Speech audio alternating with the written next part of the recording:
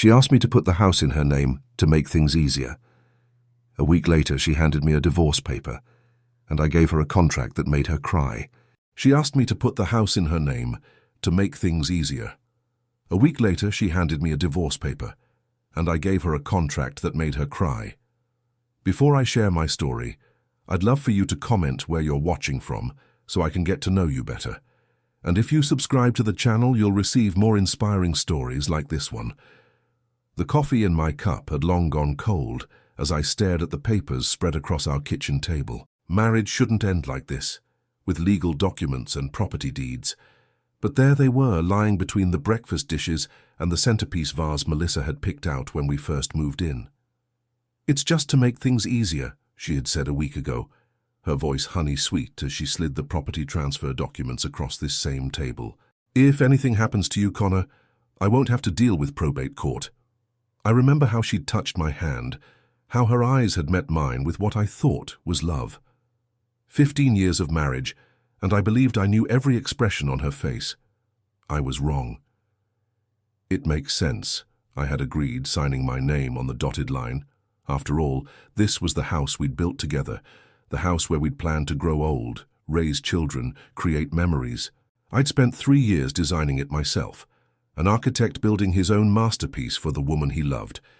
Now I held divorce papers in trembling hands. "I'm sorry, Connor." Melissa stood in the doorway, arms crossed over her chest. She didn't look sorry. She looked relieved. "I've been unhappy for a long time. A week ago, you asked me to put the house in your name," I said, my voice hollow. "Was that part of your plan all along?" Something flickered across her face, a moment of guilt perhaps, or just annoyance at being caught. "I needed security." Security. The word tasted bitter. "You planned this." She didn't deny it. Instead, she looked past me, out the window to the garden I'd landscaped last summer. "Mark and I need a fresh start." Mark. My brain struggled to process the name. Mark. My business partner, Mark. Her silence was answer enough. The room suddenly felt airless, as if the walls of our custom-built home were closing in, the home she now legally owned. "How long?" I managed to ask. 3 years. She said it simply, like she was telling me how long she'd owned a particular pair of shoes. 3 years. While I was designing our dream home, while I was working late to afford the Italian marble she wanted for the bathroom, while I was planting the willow tree she'd always wanted in the backyard, she was with him. "I need to be out by Friday," she continued, her voice distant and businesslike. "Mark will be moving in next weekend." I looked around the kitchen I had designed with her in mind, the extra-wide island because she loved to bake, the window positioned perfectly to catch the morning light because she said it helped her wake up. Everything in this house carried a piece of my heart. "This is my home," I said quietly. "Not anymore." She placed a key on the table. "I got you a month at the extended stay on Millvale. That should give you time to find something permanent." She'd planned it all, down to the last detail.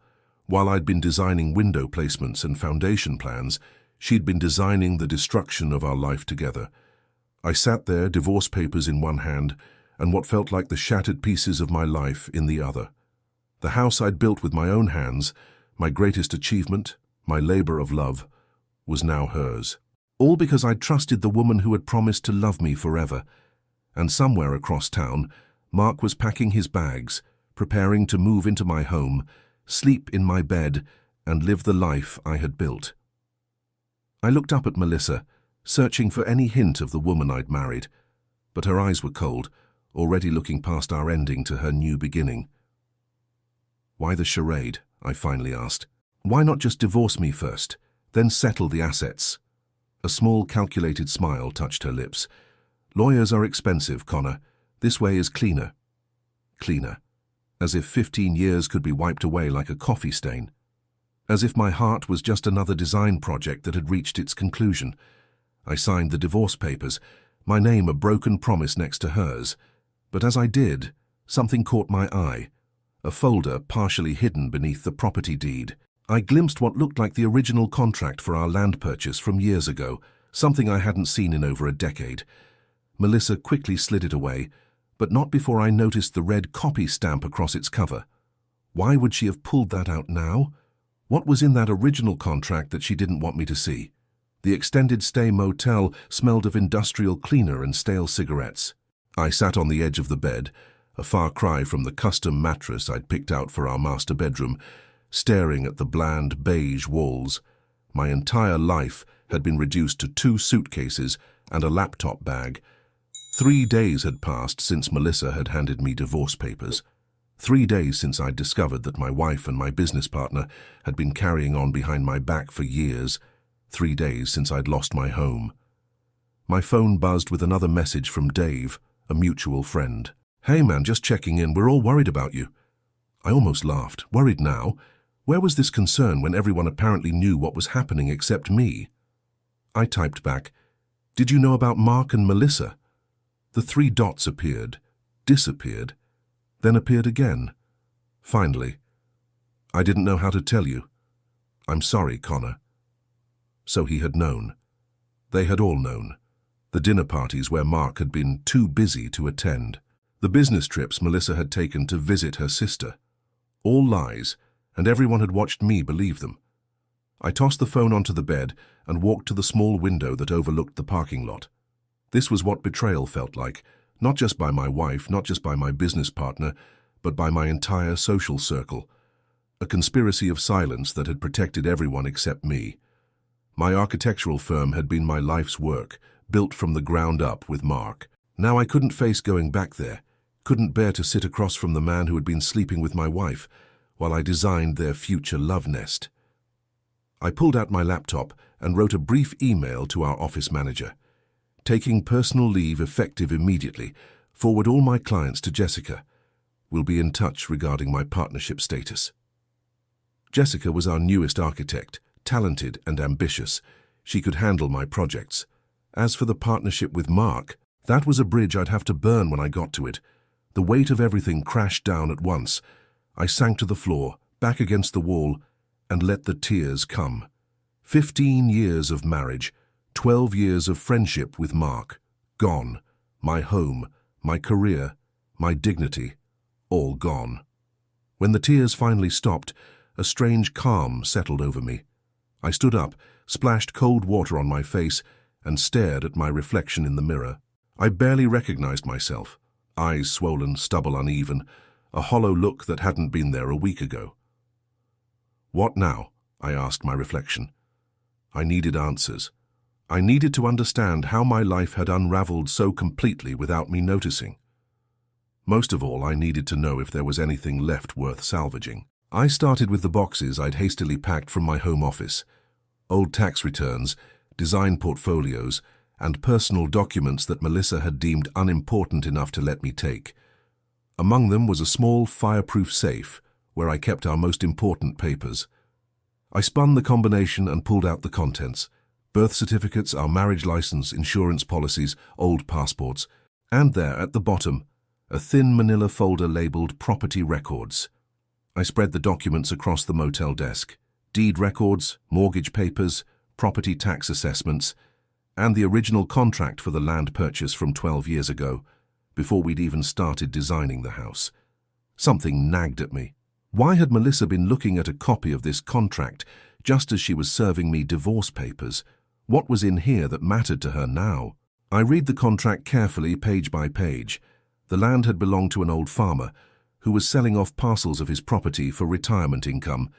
He'd had specific requirements for all buyers. That's when I saw it, on page 18, under Special Conditions and Covenants. Any transfer of ownership of said property must be accompanied by notarized signatures of all initial purchasers and must reference this original covenant. No electronic or photocopied signatures shall be deemed valid for transfer purposes. I read it again, heart pounding. Then I checked the signature page of the property transfer I'd signed a week ago. It had been electronic, DocuSign, because Melissa had said it was more convenient. I pulled out my phone and called Tom Jenkins, an attorney friend who specialized in real estate law. "Connor, I heard what happened. I'm so sorry," he said when he answered. "Thanks, Tom. I need your help with something. It's about the house." I explained what I'd found. Tom was quiet for a long moment. "Send me everything you have," he finally said. If what you're saying is true, that property transfer might not be legal. The electronic signature alone wouldn't invalidate it, but if there's a specific covenant requiring notarized signatures from all original purchasers that was never fulfilled. A glimmer of hope flickered to life. It wasn't much, but it was something. For the first time since finding those divorce papers, I felt a sense of purpose. I dug deeper through my boxes, searching for anything else I might have missed. In an old folder of bank statements, I found something curious, an account number I didn't recognize on a tax form from 3 years ago. 3 years. The same amount of time Melissa had been seeing Mark. I called the bank, verified my identity, and asked about the account. "I'm sorry, Mr. Parker, but that account was closed last month," the representative said. "Can you tell me when it was opened? It appears it was opened 3 years ago as a joint account, but your name was removed 6 months later." My hands tightened around the phone. "And who was the other account holder?" "It's listed as M. Parker and M. Davidson." "Mark Davidson, my business partner, my wife's lover. They'd opened a joint account 3 years ago, right when their affair began." I thanked the representative and hung up, mind racing. What else had Melissa hidden from me? What else would I discover as I unraveled the life I thought we'd built together? I spent the next week in a fog, barely eating, hardly sleeping. The extended stay became both my prison and my sanctuary, the only place where I could lick my wounds without an audience. But hiding wasn't going to solve anything. I needed to act. Tom Jenkins had confirmed my suspicion. "The property transfer is questionable at best, fraudulent at worst," he explained over coffee at a diner far from my old neighborhood. "That covenant in the original contract is legally binding. Electronic signatures don't satisfy the requirement for notarized signatures from all original purchasers." I stared into my coffee cup. "So what does that mean exactly?" "It means," Tom said, leaning forward, "that you still have legal claim to the house. So if you want to fight this, you have grounds." Fight. The word stirred something in me that I'd thought Melissa had killed. Hope. "What do I need to do?" Tom slid a folder across the table. "First, don't tip your hand. Let her think she's won. Meanwhile, we document everything. I've drawn up papers contesting the transfer. But before we file anything, I suggest you do some digging. Find out what she and Mark are really planning." I nodded, already forming a plan. "There's something else you should know." I told him about the joint account Melissa and Mark had opened 3 years ago. Tom whistled low. "They've been planning this for a while. I bet good money there's more to find." He was right. Back in my motel room, I started searching methodically through every document I had managed to salvage: bank statements, tax returns, insurance policies. I created a timeline on the wall with sticky notes, tracking the progression of their deception. 3 years ago, joint account opened. Mark suddenly too busy for weekend gatherings. 2 years ago, Melissa insists on major house renovations, particularly focusing on features that would increase resale value. 18 months ago, she volunteers to handle all our finances, including tax returns and investment accounts. 1 year ago, Melissa begins visiting her sister monthly, always when Mark is out of town on business. 6 months ago, she suggests putting the house in her name for tax purposes. The pattern was clear, each step calculated and deliberate. This wasn't just an affair, it was a long con. I pulled out my laptop and logged into our cloud storage account, something Melissa probably thought I'd forgotten about. We'd used it years ago to share renovation plans and design ideas. To my surprise, it was still active, and Melissa had been using it. There, in a folder labeled New Life, I found emails between her and Mark, plans, dreams, fantasies of their future together. Most were mundane love notes, but several caught my attention. "Once we sell the house, we'll have enough for the beachfront property and the business," she'd written 3 months ago. "Connor's signature on the transfer is all we need." Another email from Mark. "The developer is offering $3 million. That's $1 million more than we expected. With that kind of money, we could expand beyond the one restaurant." Restaurant. The word hit me like a punch to the gut. Mark had always talked about leaving architecture to open a restaurant. I'd dismissed it as a pipe dream. But now, with my money, the money from my house, it was becoming reality. Scrolling further, I found a document titled Sunrise Bay proposal. It was a business plan for a high-end seafood restaurant in San Diego. The financial projections included a $3 million initial investment, the exact amount they expected from selling my house. My house. The home I'd designed, built, and poured my heart into. They were going to sell it to fund their new life together. I sat back, letting the shock wash over me. Then, methodically, I downloaded every file, every email, every piece of evidence. I forwarded everything to Tom, then to my personal email, and finally to a new email account I created just for this purpose. I wasn't taking any chances. As I was about to log out, a notification popped up. New email from the realtor to Melissa, showing scheduled for Saturday at 11 a.m., potential buyers very interested. Asking price of $3.2 million likely to be met. They were already showing the house. My blood boiled. They weren't just stealing my home. They were rushing to sell it before I could react. I closed the laptop and took a deep breath. The anger that surged through me wasn't the helpless rage of a victim. This was different, focused, determined. For the first time since finding those divorce papers, I felt like I had power. Tom's advice echoed in my head. Don't tip your hand. Let her think she's won. I picked up my phone and dialed Melissa's number. She answered on the third ring, her voice wary. "What is it, Connor?" "I need to pick up a few more things from the house," I said, keeping my voice neutral. "Some design portfolios I need for a new job." A pause. "When?" "Saturday morning. Around 11? Another pause. I could almost hear her mind working, calculating whether the house showing would be over by then. "Fine," she finally said. "But make it quick. I have plans." "I'm sure you do," I thought. "Thanks, I'll be in and out." As I hung up, I felt a calm settle over me. Melissa thought she was holding all the cards. She had no idea I'd found the joker in the deck. Saturday morning arrived with a clarity I hadn't felt in weeks. I dressed carefully. Neutral colors, nothing that would suggest anything out of the ordinary. Just a man picking up some work portfolios. Nothing more.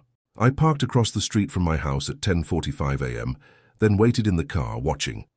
At precisely 11 a black Mercedes pulled into the driveway. A middle-aged couple stepped out, followed by a realtor I didn't recognize. Melissa greeted them at the door, all smiles and charm, wearing the blue dress she knew I loved. My stomach churned as they disappeared inside. I gave them 15 minutes before pulling out my phone and calling Tom. "They're showing the house now," I said quietly, "with a realtor and everything." "Perfect," Tom replied. "Remember, get what you need, but don't confront her. Not yet." I ended the call and waited another 10 minutes before driving over. Parking behind the Mercedes, I took a deep breath and walked to the front door of my own home like a visitor. I rang the doorbell. Melissa's face when she opened the door was priceless, shock quickly masked by forced composure. "Connor," she said tightly, "I thought you were coming later." "Traffic was light," I replied with a casual shrug. "I'll just grab my portfolios from the office and be out of your way." Before she could protest, I stepped past her into the foyer. The potential buyers stood in the living room, admiring the vaulted ceiling I'd designed to capture the perfect afternoon light. "Oh," the woman said, noticing me. "Are you the architect? This home is magnificent." I smiled politely. "Yes, I designed it myself, actually. Connor was just leaving." Melissa cut in, her voice sharp. "He's here to pick up some things." The realtor looked confused. "I thought you said the seller was eager to close." "Sellers," I corrected gently. "The house is still jointly owned." Melissa's face paled. "Connor, we need to talk privately." "Of course," I said smoothly. "I'll just get my portfolios from the office first." I headed down the hallway, aware of Melissa's eyes burning into my back. In the office, I quickly gathered several portfolios, then casually opened the desk drawer where Melissa kept important documents. As I suspected, there was the folder with the original land contract. I slipped it between two portfolios and headed back out. Melissa was waiting in the hallway, arms crossed. "What do you think you're doing?" she hissed.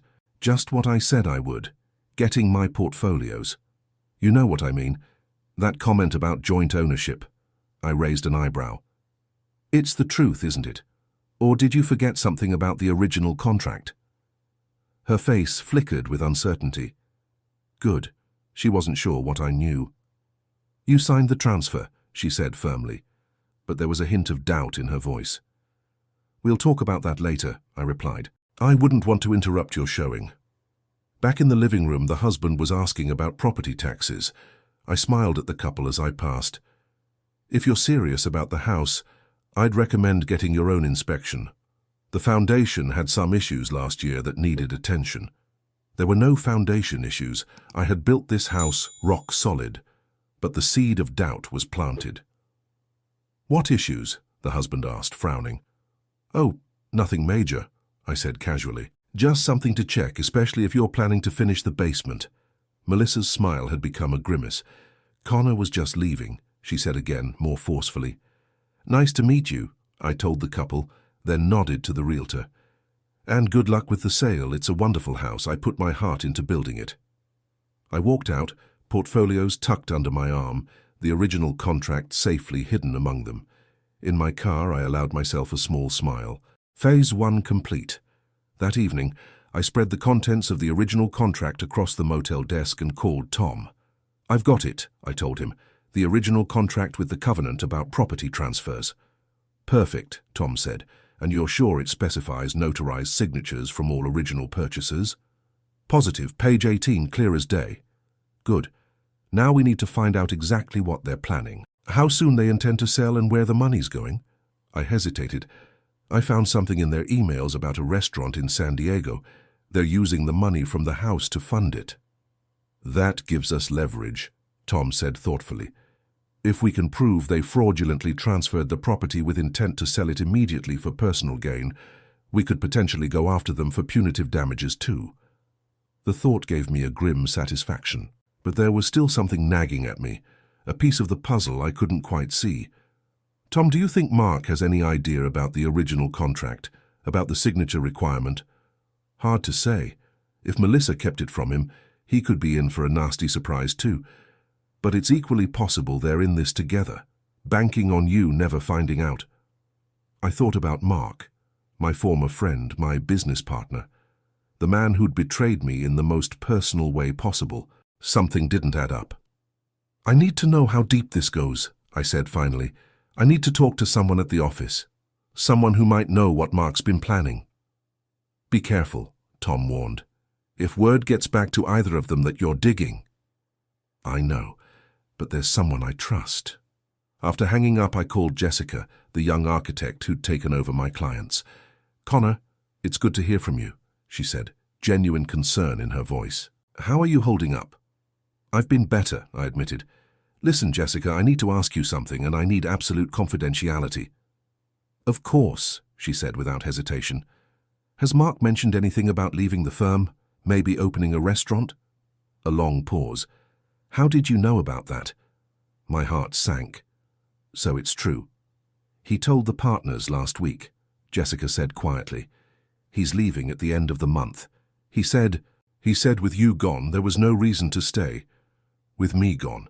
As if I'd been the one to leave, not pushed out by his betrayal. Did he say where the money was coming from? For this restaurant? Another pause.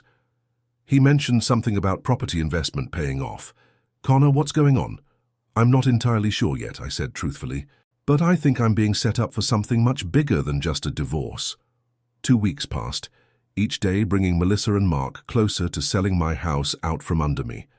I monitored their emails through our shared cloud account, watching as they scheduled more showings, discussed offers, and planned their escape to San Diego. One message in particular caught my attention. Buyers signed the offer.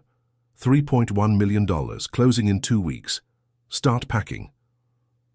Time was running out, but Tom and I were ready. We've prepared all the documentation, Tom said during our final strategy meeting, the original contract with the covenant, proof that the electronic signature doesn't satisfy the requirement, and evidence of their intent to defraud. What if they argue I knew what I was signing? I asked, the doubt that had been gnawing at me finally surfacing. The DocuSign didn't include the full transfer documents, Tom reminded me. They only showed you signature pages, not the complete legal documents. That's misrepresentation. Besides, he added with a grim smile, We have their emails discussing how they deliberately misled you. I nodded, steeling myself for what was to come. So when do we move? They've scheduled the closing for Friday at Meridian Title Company. We'll be there. Friday morning I dressed carefully in my best suit, the one I'd worn to present designs to our most important clients. Today I was presenting something different, the truth. Tom met me outside Meridian Title Company, his expression serious. Remember, stay calm no matter what happens. Let me do most of the talking. I took a deep breath and nodded. Together, we walked into the building and asked for the Parker-Davidson closing in Conference Room B. When we opened the door, the scene inside froze. Melissa sat at the table beside Mark, both dressed as if celebrating already. Across from them, a middle-aged couple. The buyers looked up with curious expressions. The title agent's fingers paused over her laptop. Melissa's face drained of color. "Connor, what are you doing here?" "Mr. Parker is here because he has legal interest in this property," Tom stated calmly, placing his briefcase on the table. "I'm Thomas Jenkins, his attorney." Mark stood up, his face hardening. "This is a private closing. You need to leave." "Actually," I said, finding my voice, "I believe you're attempting to sell property that isn't solely owned by Ms. Parker." The title agent frowned. "The deed shows Melissa Parker as the sole owner. The transfer was processed last month." "That's what we're here to discuss," Tom said, opening his briefcase. He pulled out a copy of the original land contract and placed it on the table. "This covenant in the original purchase agreement specifically requires notarized signatures from all original purchasers for any transfer of ownership." The title agent picked up the document, her expression growing concerned as she read. "This is ridiculous," Mark sputtered. "The transfer is complete. It's already recorded." "A fraudulent recording," Tom countered. "Mr. Parker's signature was obtained through misrepresentation, and the electronic signature doesn't satisfy the covenant's requirements." Melissa's lawyer, a sharp-featured woman I'd never seen before, leaned forward. "Let me see that." As she read the covenant, Melissa turned to me, her eyes narrowing. "You're just doing this because you're bitter. You signed the transfer willingly." "Did I?" I kept my voice steady, despite the anger churning inside me. "You told me it was for estate planning purposes, not so you could sell the house and run off with my business partner." The buyers exchanged uncomfortable glances. "What exactly is happening here?" the husband asked. "What's happening?" I explained, looking him directly in the eye, "is that my wife and my former business partner conspired to fraudulently transfer my house into her name alone, with the intention of selling it immediately to fund their new life together." Tom placed another document on the table. "We've filed a Ellis pendens with the county recorder's office, putting a cloud on the title. No sale can proceed until ownership is legally determined." The title agent sighed heavily. "I can't close this transaction with a Ellis pendens on record. The title isn't clear." "This is outrageous," Mark exploded, standing up so forcefully his chair tipped over. "We have a signed contract with these buyers." "A contract to sell something you don't fully own," I replied calmly. The buyer's attorney, who had been silent until now, cleared his throat. "I think my clients will be withdrawing their offer, given these circumstances." Melissa's facade finally cracked. "You can't do this," she hissed at me. "We had an agreement." "Did we?" I pulled out my phone and played a recording, Melissa's voice saying, "Once we sell the house, we'll have enough for the beachfront property and the business. Connor's signature on the transfer is all we need." Mark's face went pale. "You recorded our private conversations." "Not conversations," I corrected. "Emails. Emails you both sent through our shared cloud account, the one you apparently forgot existed." The room fell silent. The buyers stood up, gathering their things. "We're done here," the husband announced. "Our attorney will be in touch about our earnest money." Melissa's lawyer whispered something in her ear. She closed her eyes briefly, then turned to Tom. "What does your client want?" Tom looked at me. This was the moment we'd prepared for. "I want what's rightfully mine," I said. "Half of the house's value and a formal acknowledgement that your transfer attempt was fraudulent." "And if we refuse?" Mark challenged, though his voice lacked conviction. Tom smiled thinly. "Then we proceed with a full lawsuit, including claims for punitive damages for fraud and conspiracy." Additionally, we'll forward all evidence to the State Licensing Board, as these actions clearly violate professional ethics standards for architects." Mark sank back into his chair, the fight draining from him. Melissa stared at me, her eyes no longer holding the warmth I'd once loved. "You've ruined everything." I held her gaze steadily. "No, Melissa. You did that yourself." The settlement came together quickly after the failed closing. Melissa and Mark, facing the prospect of a lengthy legal battle they would likely lose, agreed to my terms. The house would be sold, with proceeds split equally. Additionally, they signed a formal acknowledgement of their attempted fraud, which Tom kept safely filed away, insurance against any future retaliation. 3 months later, I stood in the empty house for the final time. The new owners, a young family with 2 children, would be moving in tomorrow. I walked through each room slowly, saying goodbye to the dream I'd built and the life I thought I'd have. In the master bedroom, I paused by the window that perfectly framed the sunset, a detail I'd spent weeks getting just right. Outside, the willow tree swayed gently in the breeze.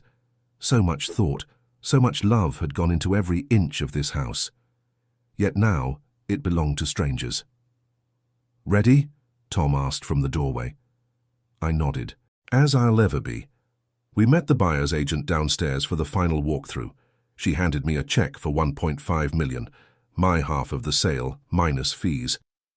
"They love the house," she told me, seeming to sense my melancholy. "Especially the thoughtful details. The husband's an engineer, he appreciates good design." I managed a smile. I'm glad it's going to people who'll value it. Outside, I took one last look at the house before getting into my car. It was beautiful even now, maybe especially now, bathed in the golden light of late afternoon, but it wasn't mine anymore. And strangely, that realization didn't hurt as much as I'd expected. "Where to?" Tom asked, closing the passenger door. "The office," I replied, starting the engine. "I have some things to finish up." The architectural firm that once bore both my name and Mark's was now simply Parker Design. After Mark's departure, hastened by the scandal of our confrontation, the remaining partners had voted unanimously to keep me and remove him. Jessica greeted me with a warm smile as I entered. "The Johnson clients loved the revised plans," she reported. "They want to move forward immediately." "That's great news," I said, genuinely pleased. Jessica had proven herself not just talented, but loyal during the whole ordeal. She'd become my right hand in rebuilding the firm. "And," she added with a hint of mischief, 3 more former clients called after hearing Mark's gone. They want to come back." I couldn't help but laugh. Apparently loyalty still counts for something in this business. In my office, I spread the Johnson project plans across my desk, losing myself in the work I loved. The familiar rhythm of design, problem-solving through creativity, had been my salvation over these difficult months. Hours later, Jessica knocked on my open door. "It's after 8, she said gently. "Don't you have dinner plans?" I glanced at my watch, surprised by how much time had passed. "You're right. I'm meeting Sarah at Luciano's at 8:30. Sarah, another unexpected development in my new life. We'd met at a client dinner 2 months ago. She was the landscape architect on a joint project. Unlike Melissa, Sarah's warmth seemed genuine, her interest in my work authentic. We'd been dating casually, taking things slow. Both of us had scars from past relationships. At Luciano's, Sarah was already waiting, a glass of wine in front of her. She stood when she saw me, her smile reaching her eyes. "How did it go?" she asked after we'd ordered. She knew today was the final sale of the house. "Better than expected," I admitted. "It felt like closure." She reached across the table and squeezed my hand. "I'm proud of you, Connor. Not everyone could have handled this with such grace." Grace wasn't the word I would have chosen. There had been dark days, moments of rage, nights when sleep eluded me. But I'd survived. More than survived. I'd rebuilt. "I've been thinking," I said, "about that riverfront property we looked at last week." Sarah's eyes widened slightly. "The one with the terrible 1970s house on it." I nodded. "That terrible house needs to be torn down. The site deserves something better." "It's a beautiful location," she agreed, a note of caution in her voice. "But are you sure you're ready to build again, after everything?" It was a fair question. For months I hadn't been able to imagine designing another home for myself. The very thought had been too painful, too wrapped up in memories of betrayal. "I'm not sure," I answered honestly, "but I know I'm ready to try. And," I added, meeting her gaze, "I'd like your input on the landscaping if you're interested." Her smile was answer enough. Later that night, back in my downtown apartment, I stood on the balcony looking out at the city lights. My phone buzzed with a text from Dave, one of the friends who'd known about Melissa and Mark but never told me. "Heard the house sold today. You doing okay?" I considered ignoring it, as I had so many others, but tonight felt different. Tonight was about closing chapters and opening new ones. "I'm good," I texted back. "Really good." And I was. The money from the house sale had given me options. The firm was thriving without Mark. I was dating someone who seemed genuinely interested in me, not what I could provide. Most importantly, I had learned something valuable from the whole ordeal. I was stronger than I knew. Melissa and Mark had tried to take everything from me: my home, my business, my dignity. They'd almost succeeded. But in the end they'd failed because they underestimated me. They thought I would crumble, but instead I had rebuilt. My phone buzzed again, a text from Sarah. "Thinking about that riverfront property. What if we extended the deck over the water? Call me tomorrow, architect. I have ideas." I smiled, picturing it. Not just the deck, but the possibility of a future built on honesty and mutual respect. It wouldn't be perfect. Nothing ever is. But it would be real. And that was worth more than any house we could ever build.